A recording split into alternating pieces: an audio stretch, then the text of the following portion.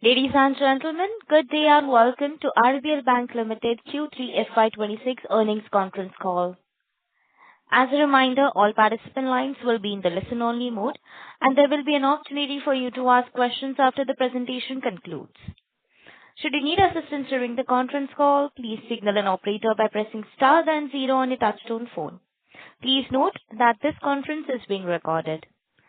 I now hand the conference over to Mr. R. Subramanya Kumar, Managing Director and CEO of RBL Bank. Thank you, and over to you, Mr. Kumar. Thank you, ma'am. Good evening, ladies and gentlemen, and thank you for joining us for a discussion on our bank's financial results for the third quarter of financial year 2026. We have uploaded the results along with the presentation on our website, and I hope you have had a chance to go through it in detail ahead of this call. As always, I am joined by Mr. Rajiv Ahuja, Mr. A.G. Payar, and other members of our management team to address any questions you may have. Before we get into the details on Q3 operational performance, I would like to briefly touch upon the business trends of the quarter. Our advances grew 14% YOY and deposits grew 12% YOY. This was after we reduced our IBPC outstanding from 4,500 crores to 1,500 crore. The CD ratio stands comfortable at 86.1%. The granular deposits, which remain our focus area, grew 15% and constitutes 51.5% of total deposits. On asset side, secured retail assets grew 25% YOY, while unsecured advances have now stopped degrowing and it grew 1% sequentially. In the wholesale segment, our commercial banking business grew 30% YOY, driven by calibrated investments in relationship and credit teams across existing markets, along with a selective expansion into the new geographies.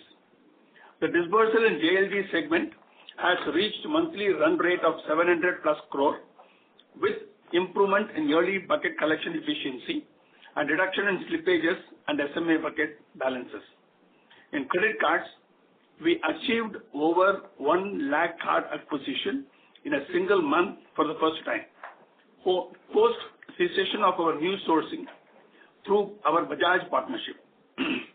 The cards in force grew sequentially after 6 to 7 quarters of reduction. The spends per month are comfortable at the run rate of 7,000 crore. The credit card slippages continue to be slightly elevated, and we expect this trend to continue for 2 more quarters.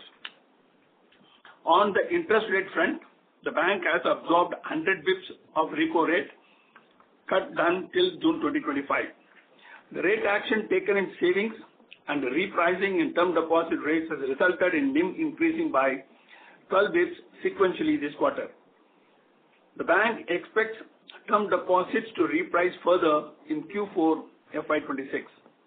And together with the improved disbursals in better yielding assets, we expect the margins to be marginally better in next quarter even after 25 bps repo cut in December 2025. We have adapted a calibrated approach to deposit repricing, including savings account rates, and remain confident of continuing this gradual normalization in a measured manner. During the quarter, we accelerated branch expansion by adding 18 branches and will sustain this momentum to strengthen our physical footprint and support growth in retail deposits.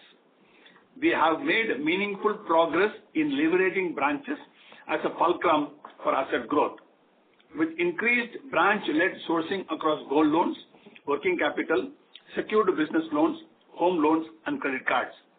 While this remains a work in progress, we are encouraged by the direction of travel and expect the pace of traction to further improve.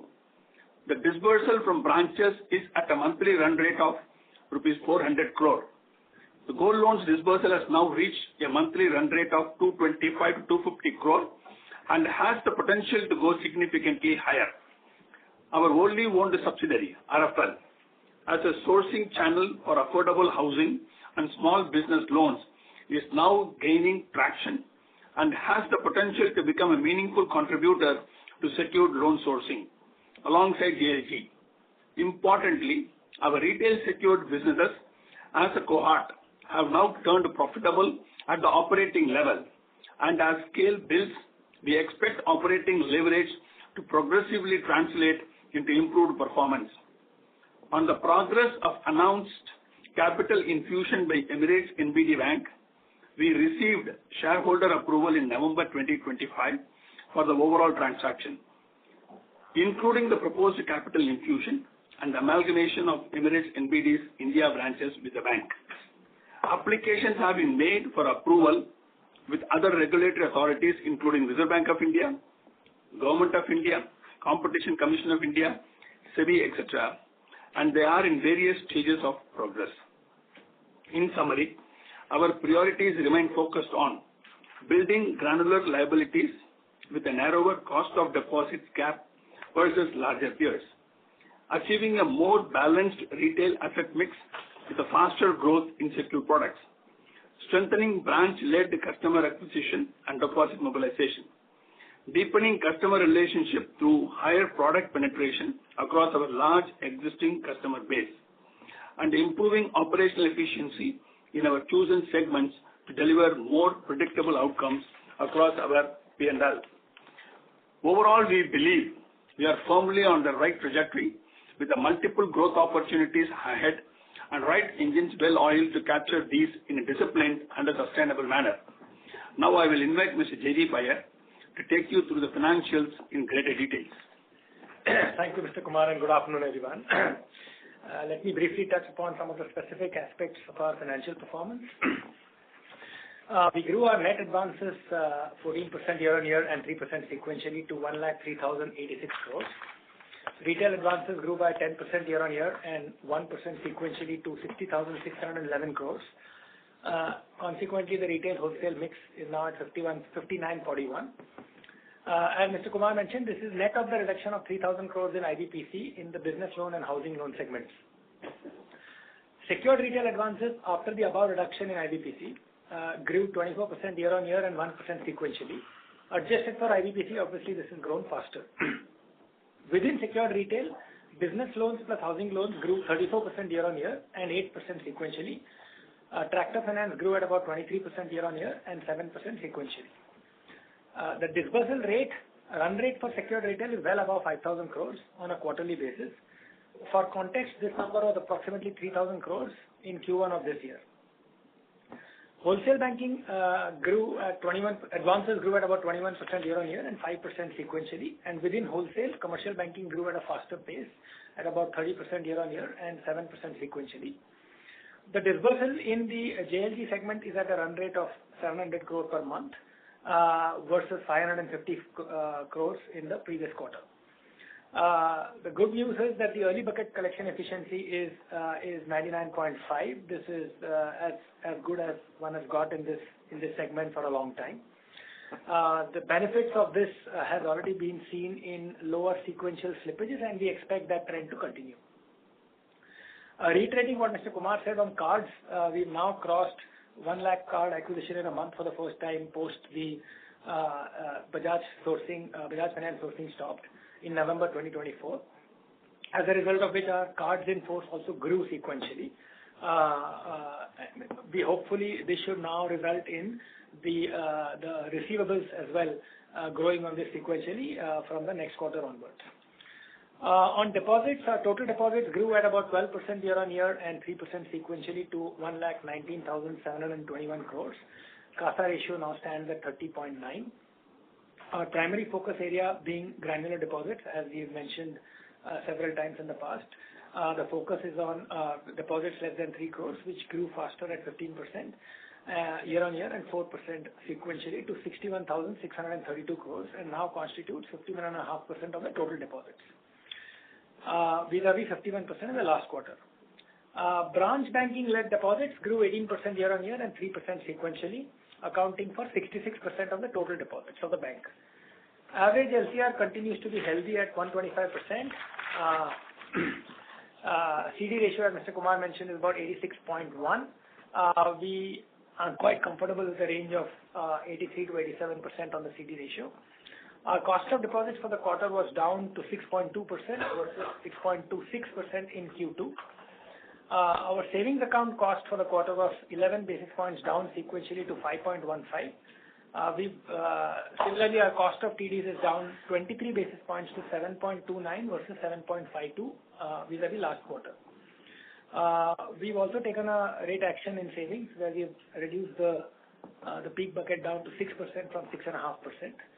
We do expect cost of deposits to further decline in Q4 and therefore should help to marginally improve the margins, even though the full impact of the December repo rate cut will come in Q4 of this financial year. A little bit on our operating performance. Our NII was up 5% year-on-year and more importantly 7% sequentially to 1,657 crores. NIM as a consequence sequentially was up at 4.63% vis-a-vis 4.51. Other income in this quarter was up 13% year-on-year and to 10,1050 crore, and I'm excluding the one-off investment benefit that we had on a listing of a strategic investment we had in Q3 of FY'26. So excluding that, it was up 13% year-on-year. Core fee income grew 10% year-on-year and 3% sequentially to 959 crores. Our total net income was up 2% year-on-year and 9% sequentially to 2,708 crores. OPEX grew less than revenues at 8% year-on-year and 2% sequentially to 1,795 crores. Our cost to income ratio as a consequence is 66.3 versus 70.7 last quarter. A PPOP pre-operating profit was 912 crore, up 25% sequentially. As a result, our net profit for the quarter was 214 crores. We've also taken the gratuity provision due to change in the methodology of about 30 crores, which is a part of the reason for net profit to be at 214 crores. On asset quality, in terms of net NPA ratios and GNPA ratios, we are down. GNPA was down 45 basis points quarter on quarter to 1.88, and net NPA was down 2 basis points to 0.55%. Provisioning coverage ratio is healthy at about 71.1%. Our total net slippages in the quarter was 711 crores, down from 918 crore in Q1 FY'26 and 727 crores last quarter. Net slippages in wholesale was negative, which has been the trend for a while, aided by recoveries, negative of 9 crores. Credit card slippage was 539 crores. JLG was 130 crores, and the rest of the retail was 51 crores. So essentially, our major slippages are pretty much from cards and JLG, with a materially reducing trend in the JLG business. JLG is also further reduced at 124 crores in line with improving collection efficiencies. We've also seen improvement in resolution rates in bucket 1 and bucket 2.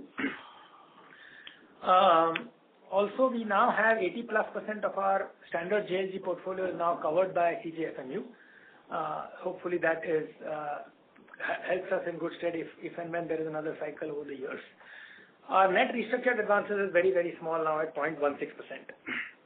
On provisionings, net provision on advances was about 634 crores, largely dominated by cards with 491 crores, JLG of about 60 crores, and all other retail put together at about 70 crores. And wholesale was about 13 crores. Credit cost as a result for the quarter was 64 basis points. On capital, we continue to be fairly healthy with the 14.94% total capital adequacy and CET1 of 13.45, including the profits for 9 months. We burnt sequentially about 7-8 basis points, largely due to growth. With this, we will now open the session for Q&A. Thank you. Thank you very much. We will now begin the question and answer session. Anyone who wishes to ask a question may press star and 1 on the touchtone telephone. If you wish to remove yourself from the question queue, you may press star and 2. Participants are requested to use handsets while asking a question. Ladies and gentlemen, we will wait for a moment while the question queue assembles. The first question is from the line of Rikin Shah from IIFL Capital. Please go ahead. Hi, good afternoon, sir, and thanks for the opportunity. I had 4 questions. First one was, I just noticed that the balance with other banks on the balance sheet has jumped to 12,000 crore, sharp increase both QOQ, YOY. Partly it's a function of, I guess, reduction in the CRR, but instead of deploying it elsewhere, it has again gone to other banks. So just wanted to get a sense, will this build-up continue, or do you intend to deploy that in either GSEC or loans in the coming quarters? That's number one. The second one is on your provision coverage. It has now come down to 71%. So perhaps it means that the additional SMA loan provisions on MFI book are no longer being carried and it has normalized. So how do you expect PCR to kind of settle in the next 1 year? Is this the level where it will continue, or would you want to further increase it? So that's number 2. Third one is on asset quality. So the slippages in credit card are elevated, and Kumar sir, you mentioned it may remain elevated for next couple of quarters. Was just curious to understand why has it not normalized yet? What is it keeping at elevated levels and probably longer than what we initially thought? And lastly, pertaining to the fund infusion, so any initial thoughts how you would be looking to deploy once the capital potentially comes in 1Q FY'27? So those are my 4 questions. Thank you. Okay. I'll take a couple of them and I will ask Jaideep to get into that, the mathematical part of it. Okay. The first one with regard to the deployment of the funds, as I told in the last time also. We said that we have drawn a broad strategic points for deployment of that, and it is being discussed at the board level. And we will be able to give the precise way of doing it because we have identified the growth within all the areas which we have been growing for the last 1 or 2 years. Second will be some new forays and new areas will be entering, which will be in terms of investment part of it in wealth management, expanding our branch footprint and expanding our distributions, and some of the new products and services in retail we'll be able to introduce it. And we have a gift city, we wanted to leverage it. These are the various things which I said earlier. We stand by that, and we are working on the deeper numbers on that. With regard to the PCR, if you look at it, we are normally comfortable between around 75 to 78%. This is what we have been maintaining it earlier. Maybe in a quarter to come, we will be building up to that extent. And with regard to the bank balance, I'll ask Jaideep to give you the details. Yeah. And just to add on PCR, we have, board-approved policies. So obviously, there is not much discretion or changes that happen. So depending on the portfolio which is going bad, there is a certain level of provisioning which is taken. So it's a little bit of a mathematical outcome than a target. But we've said in the past that we should definitely be 65 plus at most of the times. On credit cards, yes, we kind of, if I want to kind of divide the problem, I think we've kind of happy with the book that has been created over the last 18-24 months, and we've seen progressively better outcomes on that. If you look at leading indicators like 6 months on book or 12 months on book, there are certain pockets of the portfolio which are exhibiting weakness, and we think that it will take us, as Mr. Kumar mentioned, a couple of more quarters for that to resolve itself. And therefore, conservatively, we are guiding like this. And it's a combination of, what underwriting. We had a reasonable jump in growth of cards post-COVID. So part of that could be related to that. Part of that is also related to some macroeconomic weakness. Some of that is also related to the fact that we are withdrawing from many pockets because we were fairly distributed on cards when we had a partnership with Bajaj, and we are now wanting to kind of focus in more in the top, let's say 80, 100, 150 locations rather than being far more spread out. So as we withdraw from fringe geographies, there are some impact on collections that happen. So I think it's a combination of that. The good part is that we are quite confident of where we see this resolutions improving and what is the kind of risk underwriting that has happened over the last 2 years. So there is reasonable predictability on what we are saying, and hopefully we'll be able to demonstrate that over the next, let's say, 2 to 3 quarters. On the balance sheet, on the first quarter, it's actually a single day phenomena. So if I look at daily averages, I don't think it will be so stark. but some deployment of excess liquidity in a manner which was more tactical at that point in time is more a consequence of that rather than anything from a structural trend to read into that. Got it. And just one clarification on the PCR comment. Kumar sir mentioned 75 to 78% being the comfort level, and you did mention 65% plus. So how should we kind of build this? So it's a consequence of which goes bad, right? So for example, theoretically, let's say at some point, let's say there is a secured retail asset shows some increase theoretically, that will continue at 15%, right? Because the recoverability there is very high. Sure. So as we expect, see, one of the other things that is happening is on the microfinance front, there is a catch-up of provisioning that is happening. We have got back to a 25% run rate. So we will see a little bit of net NPA increase in microfinance from a legacy portfolio standpoint. Whatever went bad in Q2, Q3, etc., and Q4 will have a catch-up provision based on a 25% per month per quarter catch-up. So it has nuances around which portfolio at what point in time.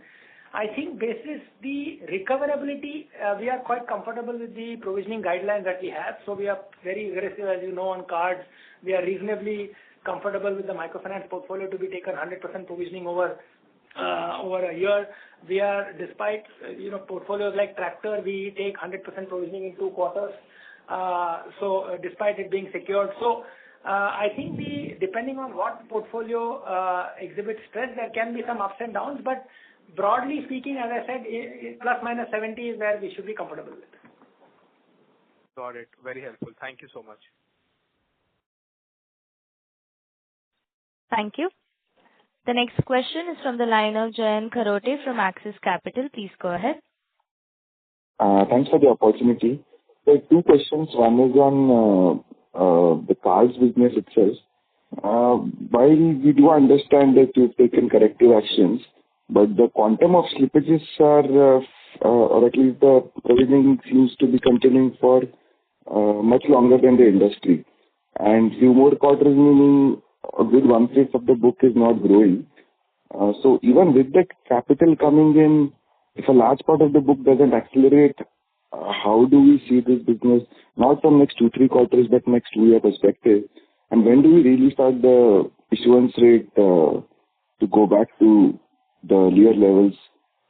That is number one. And specifically want to understand why RBL card portfolio lagging the industry over here.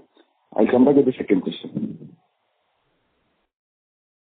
I think I think the way I have described it, I don't think I have much more substance to add here, Jayant. Basically, we are saying that when we look at incremental portfolio that has been underwritten over the last couple of years and the early trends that we are seeing on that, those are coming quite under control. And there are, as I mentioned, there are certain pockets of portfolios which are exhibiting stress, and we expect that to resolve itself over the next 2 quarters. In terms of coming back to a run rate of issuance of 2.5 lakh, I don't think we are necessarily chasing a specific number here. I think the bigger excitement that we have is how do we underwrite cards that have multiple products, looked at cross-sold to the same customer base. So we are hopeful to have a significantly higher overlap between our savings account and card customers over time. We are more hopeful of underwriting other secure products to the same customer base through more advanced analytical underwriting methods. So I think that is where even the methodology of which how we approach customers, how the customers can do DIY journeys for consuming multiple products, I think that is where the focus is. I don't think we are looking at cards as a standalone product to grow materially beyond, we will be very comfortable with a 10 to 15% growth in the book and 1 to 1.5 lakh. We should get to a 1.5 lakh new card acquisition in a few months. And I think that's a good run rate as long as we are able to bank the customer for more products, because ironically, one of the risk mitigants in this business is actually to have a more transactional relationship beyond cards with the customer. And that's obvious when you look at, performance of card businesses across banks and non-banks, you will see that difference. And I think we want to progressively move towards multi-product customer consumption on this rather than a single product business. So this is very clear actually. 10 to 15% of the book is very clear, and like you said, you're not targeting the 2.5 lakh. So just so to add on the asset quality, how many more quarters do you think you'll need for the cards book to stabilize on asset quality? See, I just want this to be addressed in two parts of it. I mean, the acquisition which we are doing it in last maybe around 6 months' time is behaving normally, in a sense that we are in a position to go back to the quality of the acquiring to that good state. The existing book, which is just showing the stress after we took over, as Jaideep made it clear earlier, it was operating in all the pin codes. We have shrunk the pin codes. So naturally, the pin codes where we don't have the muscle to do this activity is just showing a lot of stress there. Because this is one business where you have to be in the business for retaining the people at the end. And you have to keep on doing the business with all the pin codes to do that. That stress, we made a very the sharp assessment of it, and it will pick out in the June, and thereafter it start trending down. So we will be by September, if you call it, it may be normalized number what we have been seeing it earlier. So the June is what it will pick out. And Vikram, anything more to add? Yeah, so no, sir, I think you summarized it well. In terms of our customer selection criteria and our distribution strength, we are almost at a well-defined level, and from here onwards, we'll continue to grow at about 10-15%. What we have identified in collection performance is that except, the early trends and the new sourcing is behaving as per the plan. Except for a particular cohort, most of it is looking predictably coming within our risk appetite zone. And I think in another 2 quarters, we should see it getting back to the desired levels.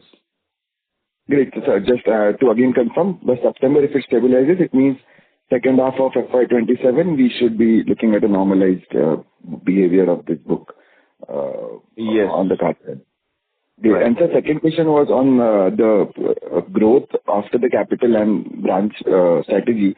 So if you could just help us with the timelines on both branch expansion, assuming hypothetically the capital is already in the next 1 or 2 months. How do you lay out the branch expansion strategy over the next 1 or 2 years? And then again, similarly, timeline on the growth. When do you see growth acceleration?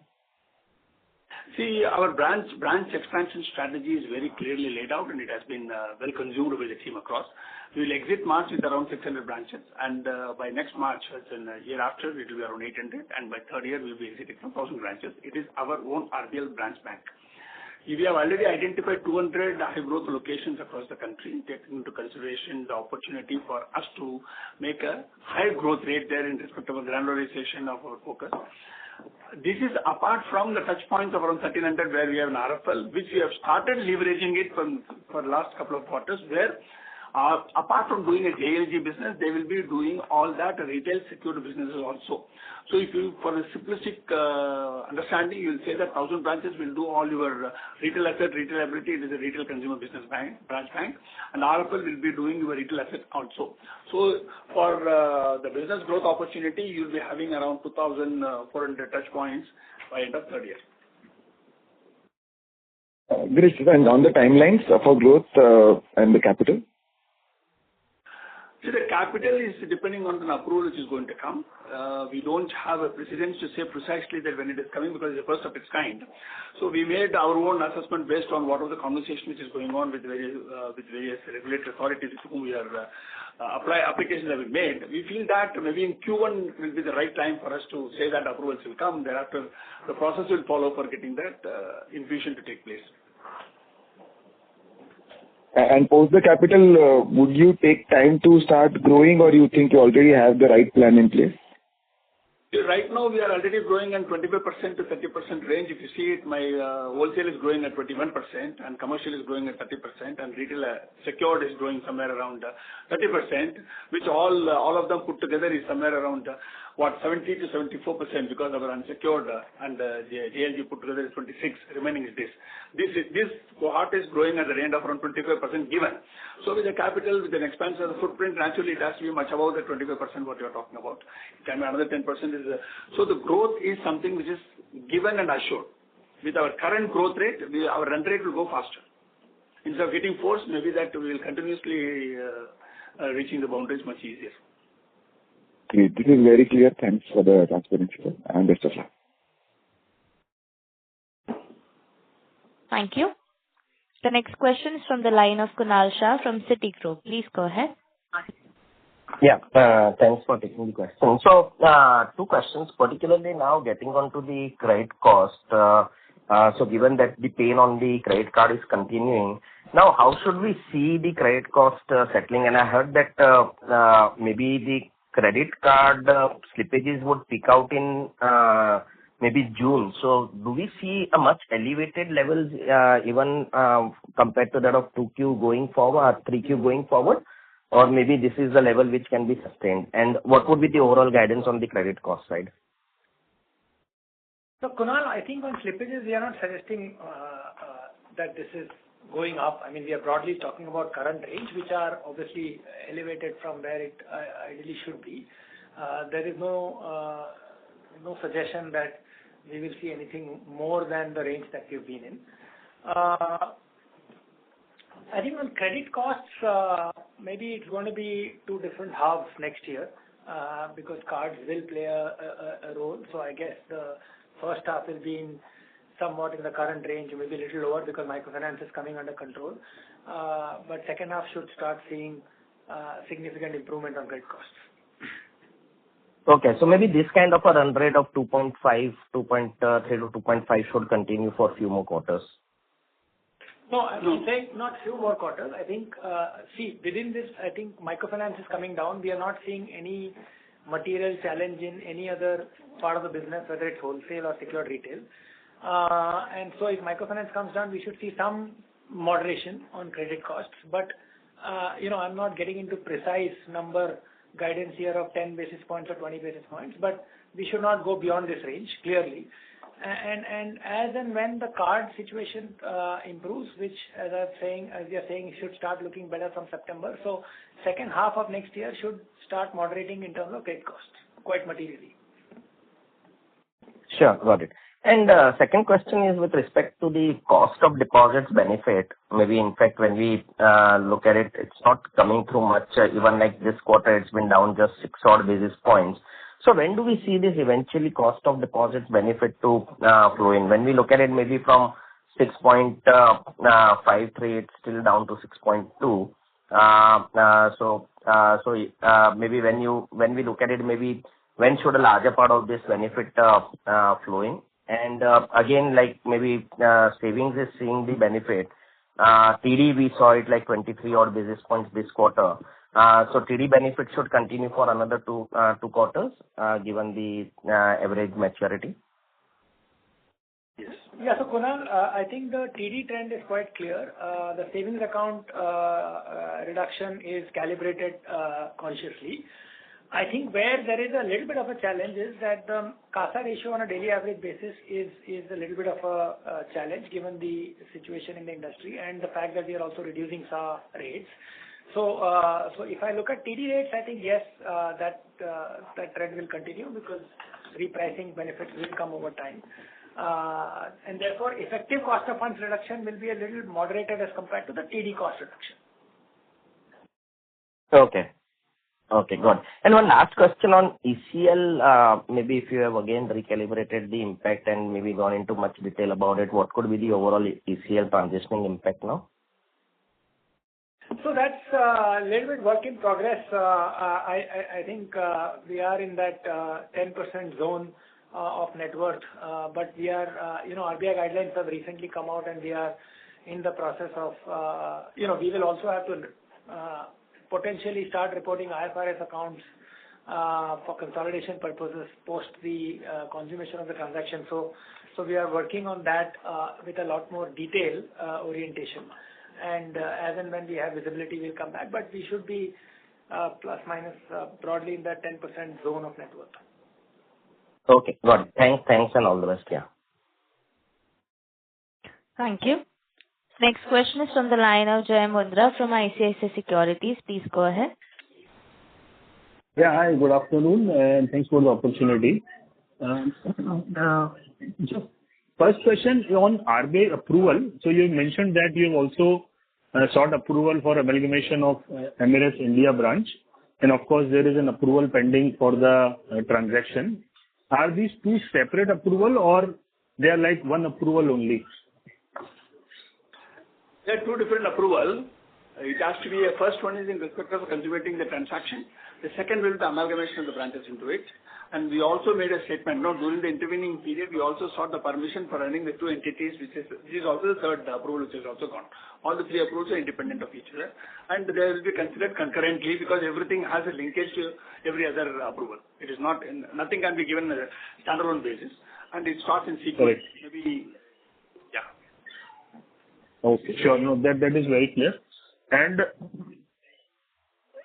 second question, sir, on credit card business. So you mentioned about the likely asset quality behavior, but I also wanted to check on the growth side, right? So if you believe that it will take over 2 quarters for portfolio quality to more stabilize, in the interim period, would you see the big book outcome to be similar, wherein the QOQ or YOY growth has been negative, or you think that maybe the recent behavior makes you positive to at least start growing this book? How should one look at the credit card book growth over the next 2 to 4 quarters?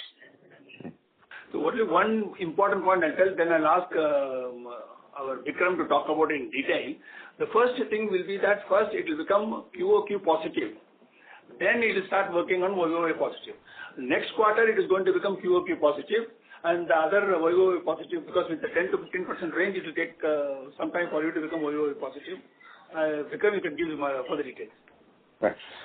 So see, in any mature credit card portfolio, you see erosion of about 20%,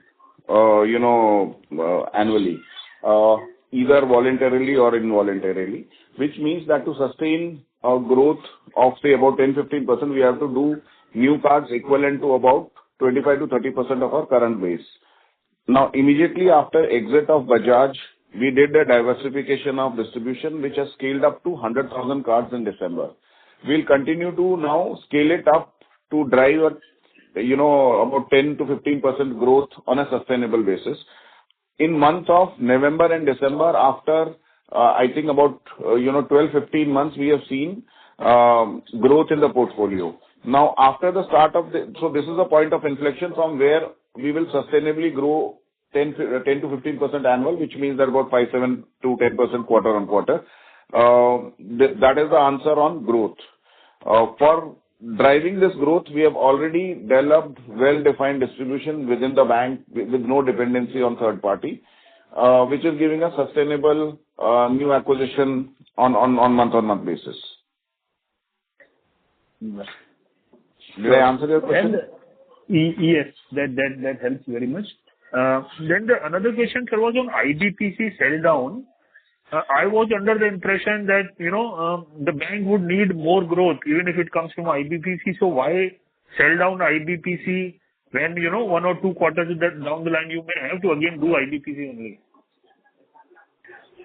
So I think it is not a sale of our asset. This is something IBPC which has been taken by us over a period of time, and it got accumulated to 4,500. Then we said that our own muscles should contribute. So we have started saying that instead of doing lazy banking, we wanted to do hard work banking, which is one of the major reasons for us to shirk this IBPC. At one point of the time, you can't depend on the third party. If you wanted, you can accumulate and show the growth. Minus this, our people are able to show the growth of around 24% organic, so that now they know that strength, which will go up to, let us say, 30 to 35. That is an idea. It is not our assets sold out to IBPC. It's the other way around. We shirked or removed our IBPC book, which we bought over a period of time. Correct, sir. Okay. And last question, sir, on LCR.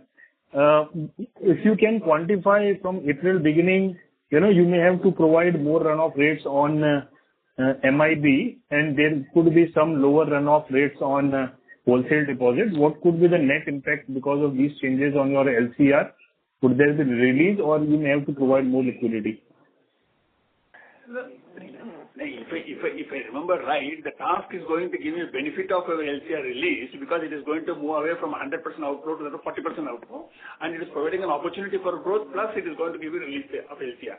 I don't think there is going to be a problem of LCR. Yeah, marginal benefit only on the net basis. Release situation. Release. Sure. The only thing is that you have to provide more on the mobile and internet banking, but that will be offset, right, by the lower runoff rates. Yeah, correct. Okay. Sure. Thank you and all the very best. And congratulations, Jaideep, for your elevation. Thank you. Thank you so much. Thank you.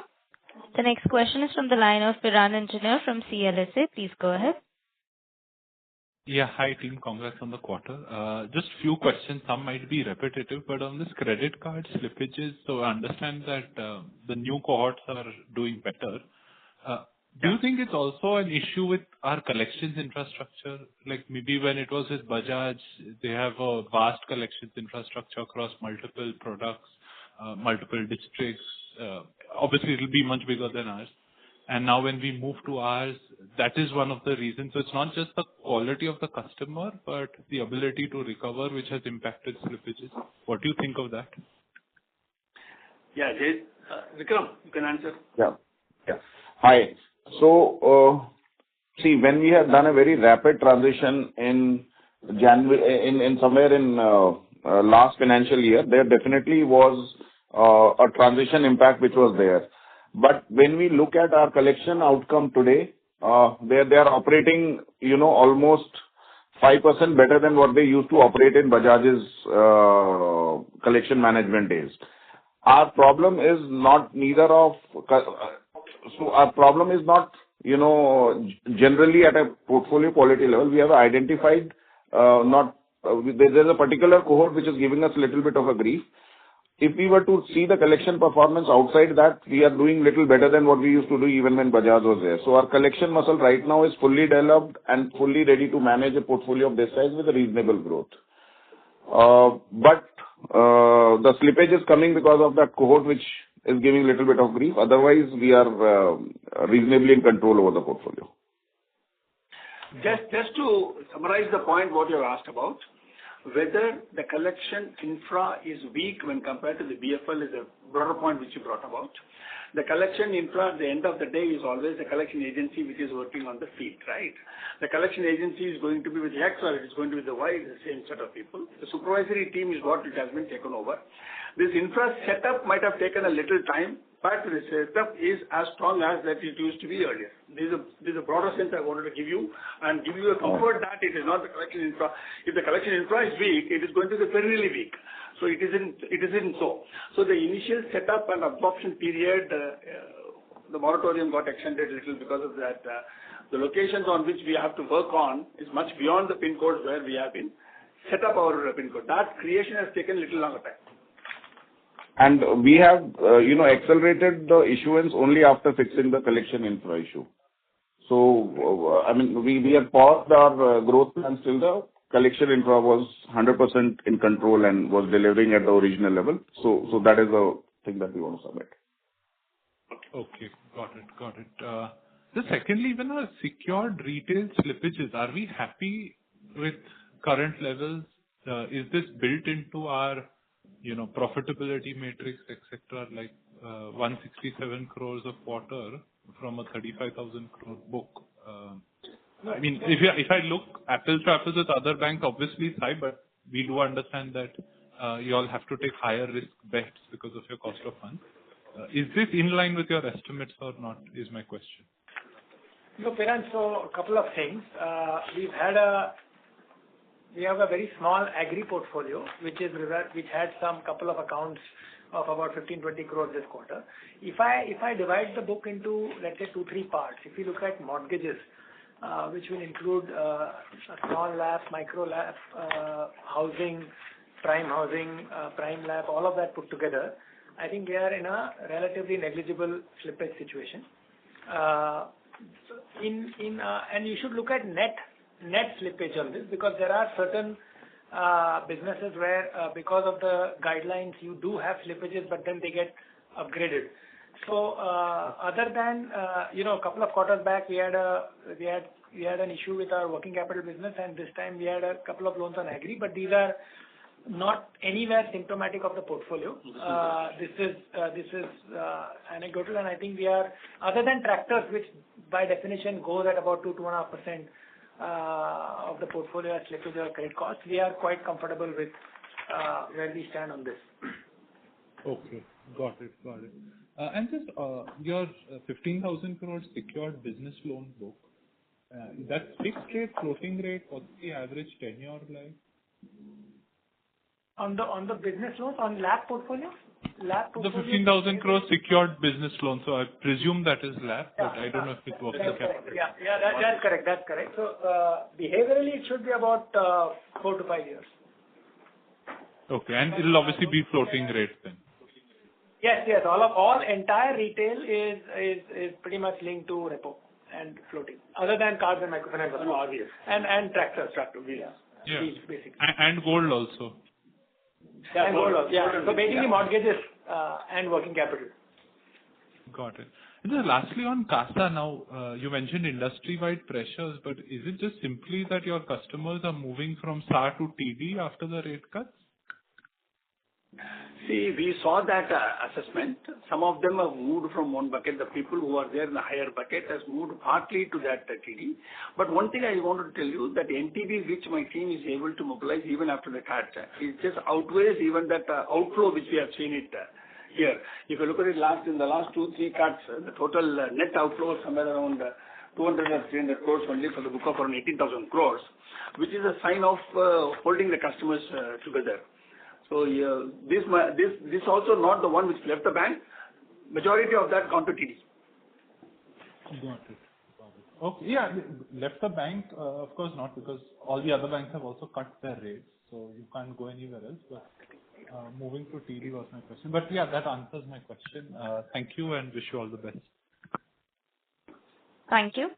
The next question is from the line of Param Subramanian from Investec. Please go ahead. Yeah, hi. Thanks for taking my question. Firstly, so I heard Mr. Kumar call out 200 branches per year, if I'm not wrong, for the next 2 years. What does that mean for OPEX run rate for FY'27 and 28? See, I'll tell you now, on average around, half a million INR is what we do. OPEX. I think, so let's say simplistically, if you look at 200 branches for fiscal 27, we will look at an average rollout impact from a P&L standpoint of 100, and one should assume a 60 to 70 lakh operating cost run rate per branch, and therefore that will translate to 60 to 70 crore in FY'27. Naturally, the next 60 to 70 crore of that full impact will come in fiscal 28, and then fiscal 28 will add another 100 branches for the year average. This is a 200 full year, and so that's how the cost will pan out. But I think the reason we have confidence of visibility, one is obviously there will be capital coming in. Second, we will continue to improve profitability on our secured retail. Third, we expect a material change in cards and microfinance profitability by the time we exit our second half of fiscal 27. So I think when you put all of that together, I think we are quite comfortable in taking these expansion costs because ultimately we'll have to balance at some level of growth, and it's easy to grow loans. We'll have to obviously, if you have to grow deposits, and that to deposits at a cost which we are comfortable with, because we do have a stated intention to reduce the gap. And along with that, if we impose a 25-30% growth in deposits, naturally we will have to arm the businesses with distribution, and that's the intent.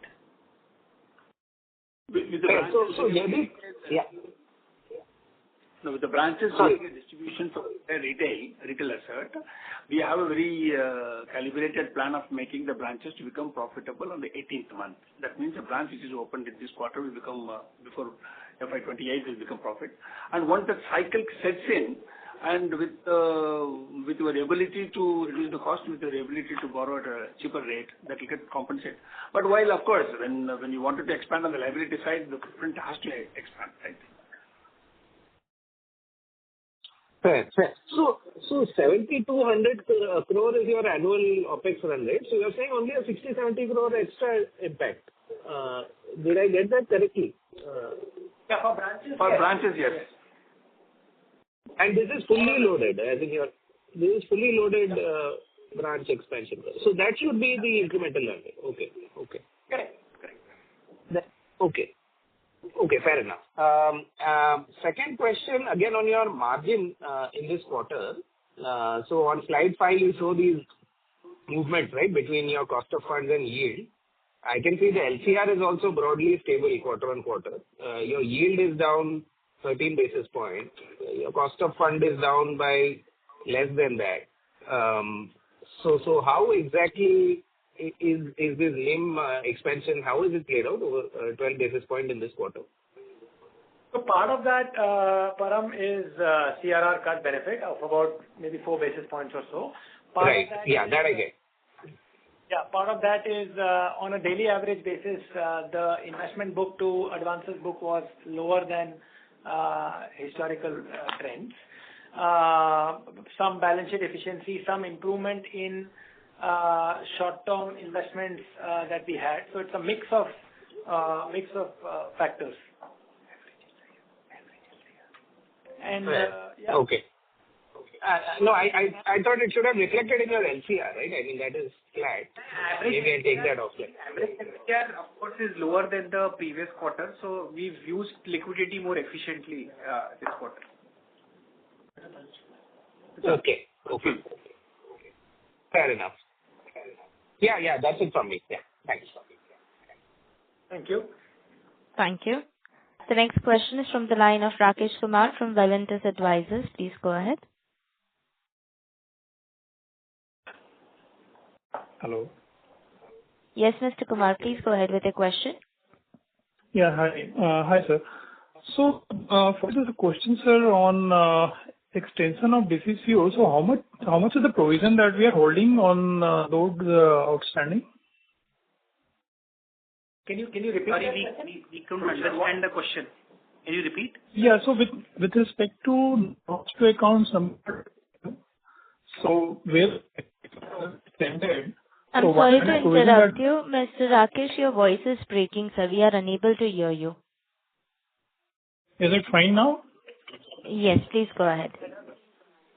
Yeah, so I was asking the amount of a standard asset provision that we have on the loan that we have, where the DCCO has been extended.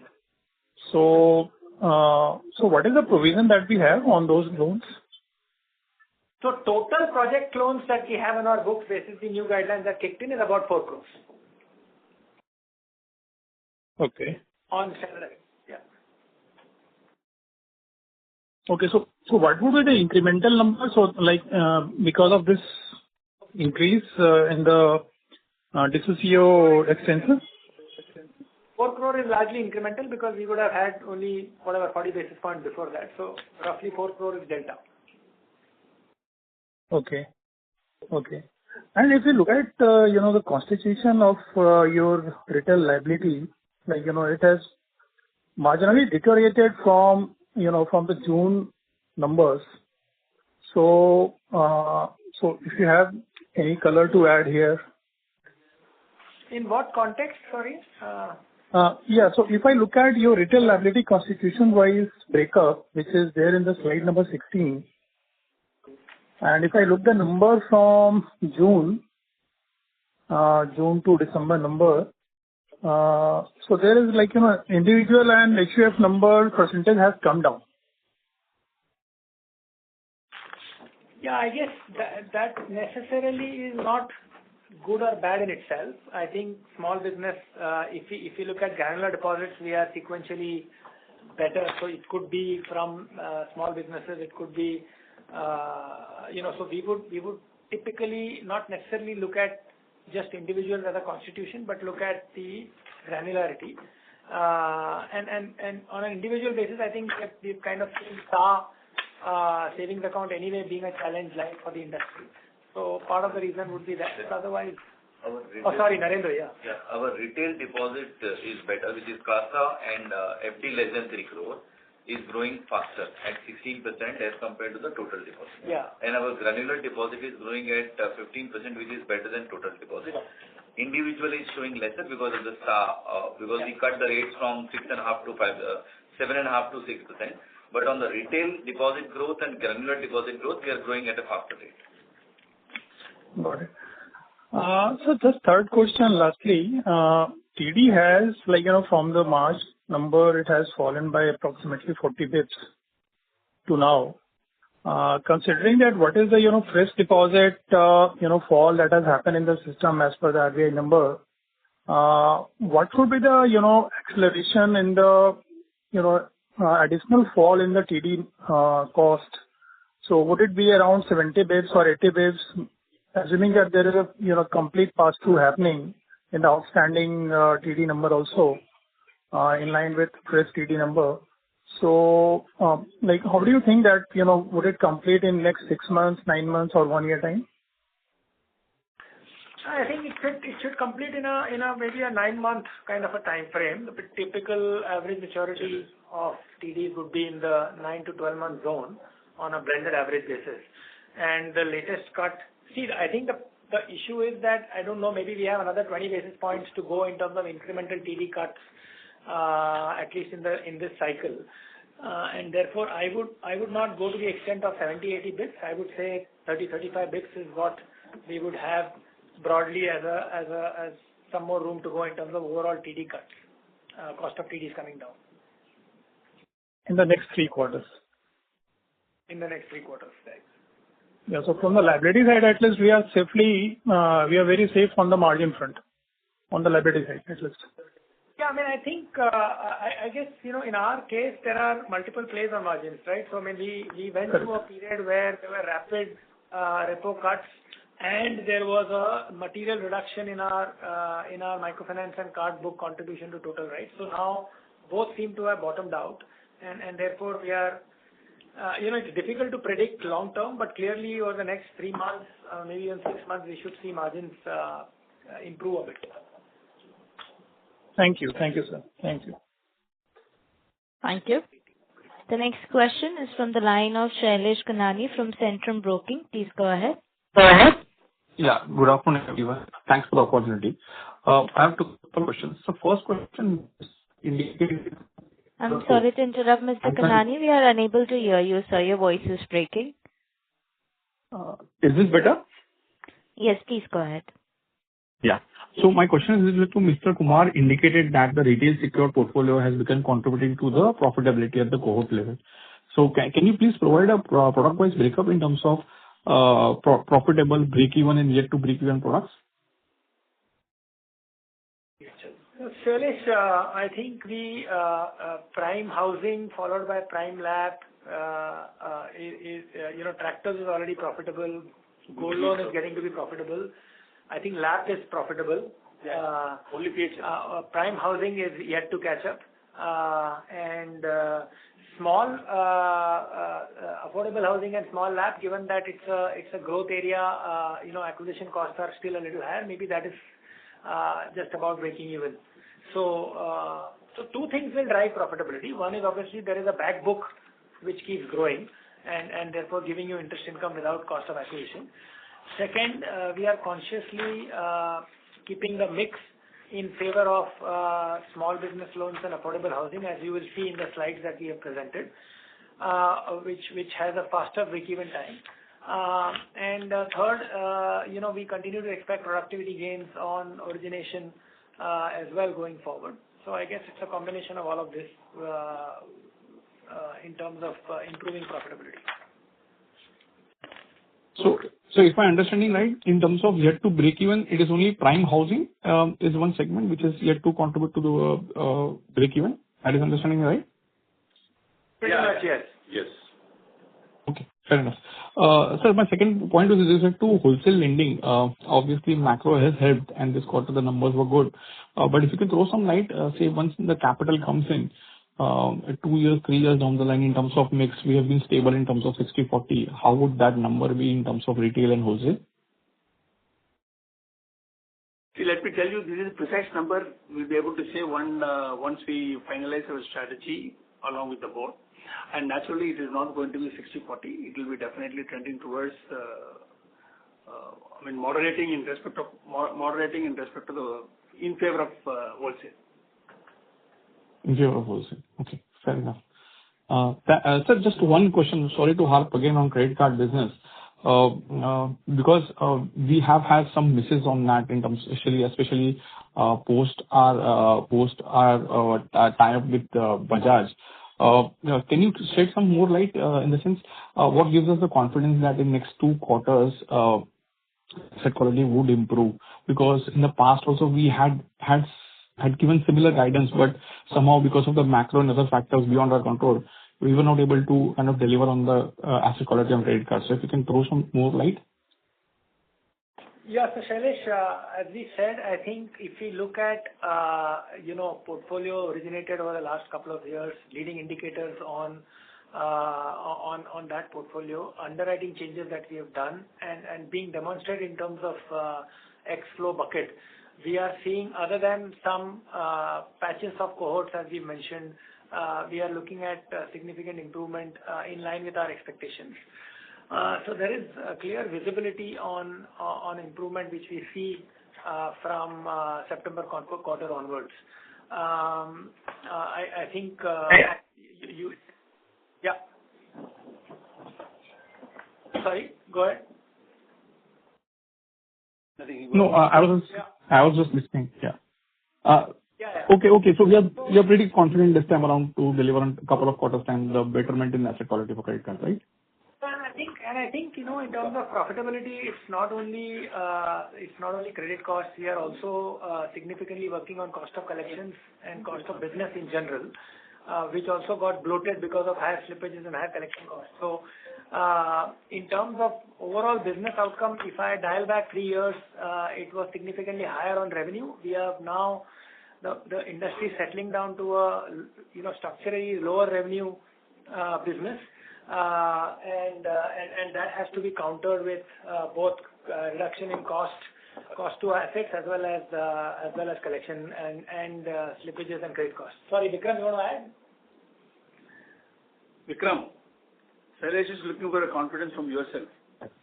Yeah, hi. So Shailesh, after the transition of collection from Bajaj to us, we have done significant investment in collection infrastructure, and we have paused growth from third party, till the time we have full handle on collection. So as Jaideep has said, now our distribution muscle is ready, our refresh rate is ready, our collection infrastructure is also, in place, and has been tested on scale.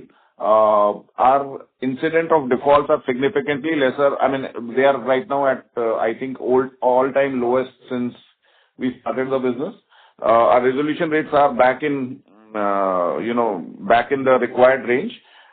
Now, what we are dealing with is a particular cohort which we will, I think, sort over next, 2 quarters of sorts, and then we should be back in absolute full desired levels.